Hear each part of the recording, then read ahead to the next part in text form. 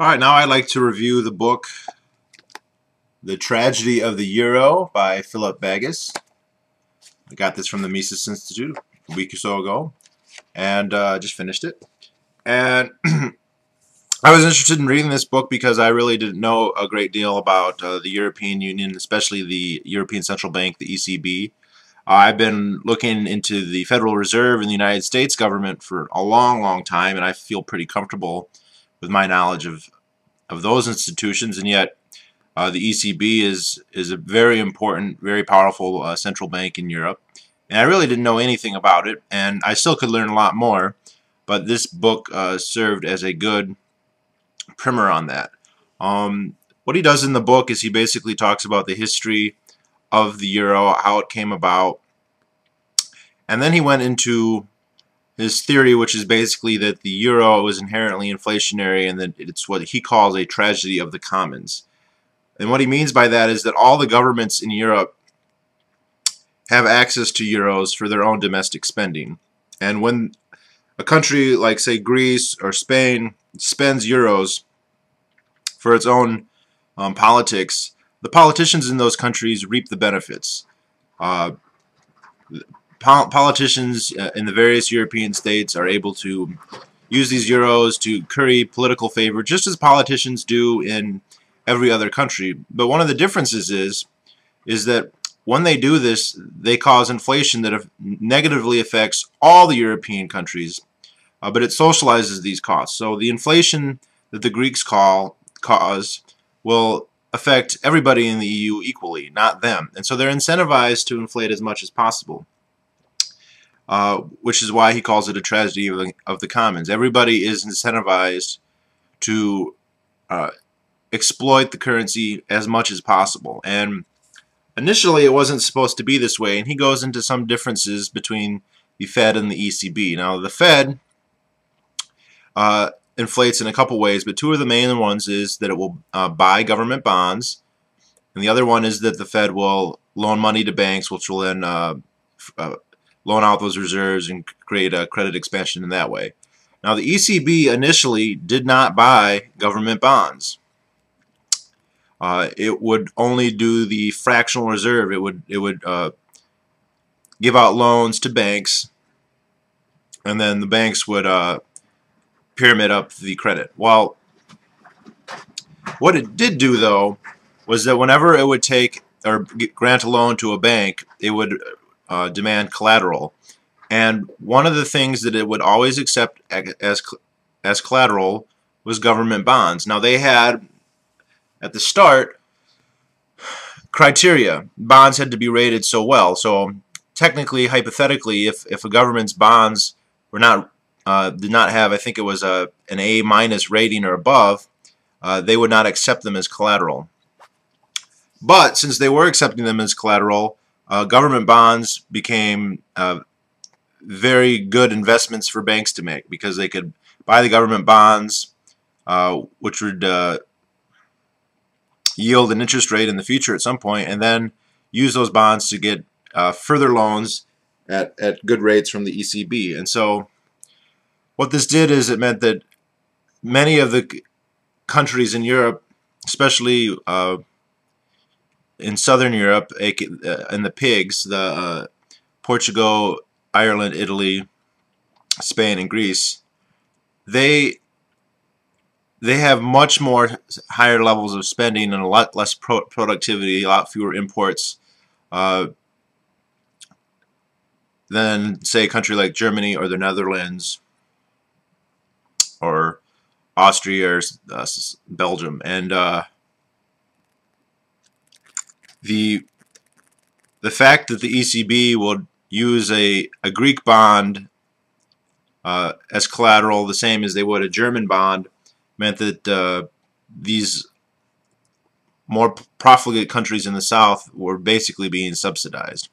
And so what happened in the crisis, and then he spends a lot of time on the Greek crisis, and I found that very useful because even though everybody has heard about it, I didn't really understand exactly what had happened. What had happened was the Greek government was spending too much to raise the money. It was selling bonds to banks. The banks were buying them because they could use them as collateral against the ECB. However, the ratings on the Greek bonds began to decline, and there became a lot of speculation that they would go below an A- rating, at which point they would no longer be accepted as collateral by the ECB. And this led to fears that if that were to happen, there would be no demand for the bonds. And one of the things is the Greeks, like many governments, many of the bonds that they're issuing were only being used to pay the interest on earlier bonds. And so if they weren't able to sell their bonds on the market, they would basically end up defaulting on their debt. Now, what ended up happening is the ECB capitulated to the demands of several of the member states, specifically, probably most importantly, to France, and basically said that they would continue to count Greek bonds as collateral regardless of their rating. And I guess since then, the ECB has become more similar to the Fed, is that now that they will directly buy bonds from governments. Now, that was all interesting. I really got a lot out of the history from that. One thing that I thought was also very interesting, but not necessarily economic, was he talks about the fact that Germans were against the ECB, and the Germans are still against the ECB, and that the Germans had their own central bank, the Bundesbank, and the Bundesbank, it's kind of like, in the book, it almost comes across as the hero of the story, although he makes a point to say the Bundesbank is itself an inflationary central bank, and all the pitfalls that may be said of central banks can be said of the Bundesbank as well.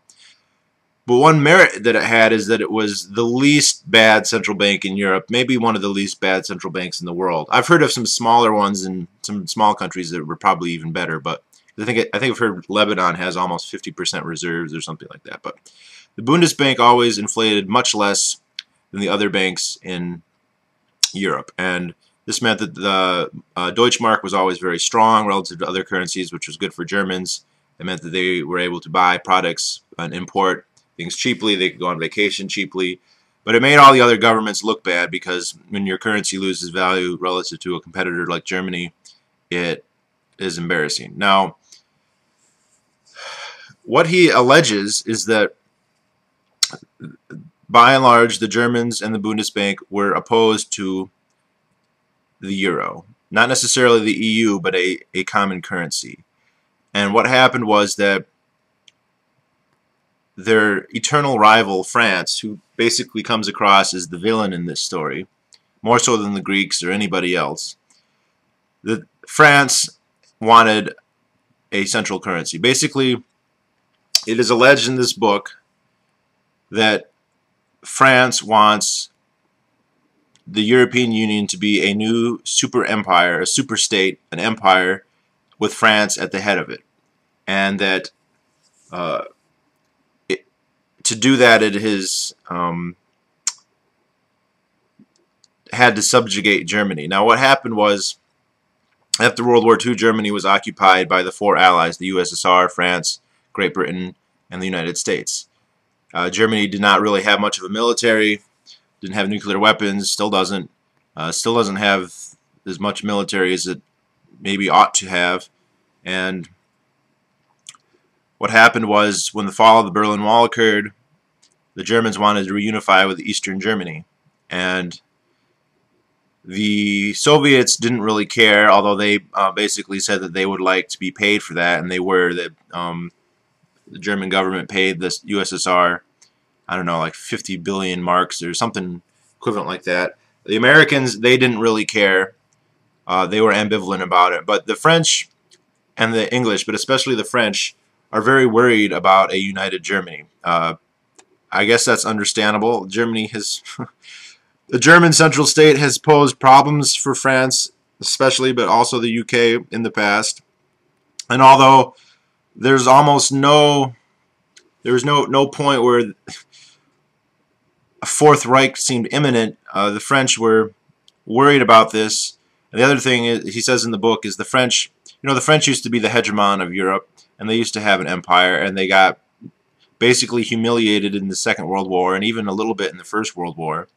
And then they lost their empire in the 1950s and 60s. And for at least part of French society, this is really a horrible thing, and they wanted a new empire.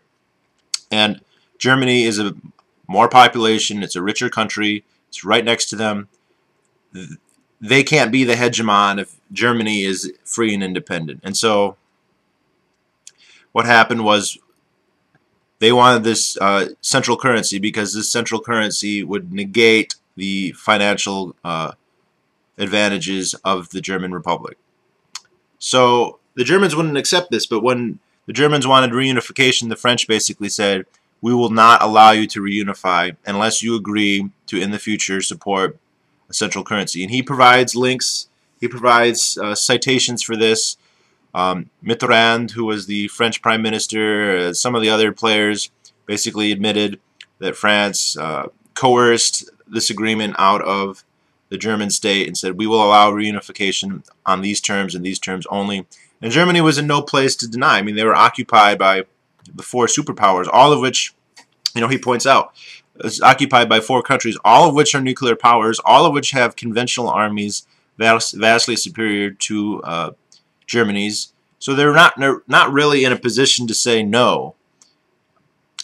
And so they didn't. They agreed, and France went ahead and got what it wanted. And then he goes on to say that if you look at the EU, France is basically the most important member. They have more proportional power and influence than does Germany, even though they have a smaller population and less resources and are less productive.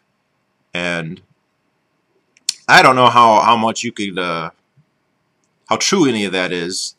It is very interesting. It does seem plausible. I always wondered what some of these Europeans elites thought when they lost their empires that they had predicated so much of their national pride on over the years. And I guess it makes some sense that this would be their attempt. So basically, the financial stability of the German state and its Bundesbank have been co-opted by the ECB, which is in the end not run by Germany, but run by all the member states and especially by France. And so he kind of also talks about how there are 2 views of Europe. One is that the Euro should be a free trade zone where there's no tariffs and free movement of capital and labor and wages and that sort of thing. But then there's the other view, the socialist view, that he says is basically the dream of an empire, a European empire, a super state, something that can rival the United States and Russia. I mean, if you're a nationalist, I mean, I'm from America, so like I guess I don't know how exactly I would feel. I'm not a nationalist, but if I was from a country like France, I could see myself envying greater powers, and not just the United States, but Russia or China. And I could definitely imagine yearning for greater influence than my tiny pentagonal-shaped geographical area would allow me to have. So, I don't know. But it was a good book. Definitely, if you want to learn about the ECB and the Euro system, and some juicy little conspiracy theories as well, it's a good book. And also, if you go to Mises Media, he just gave some lectures on the book and his other book on Iceland. So, all right, that's it.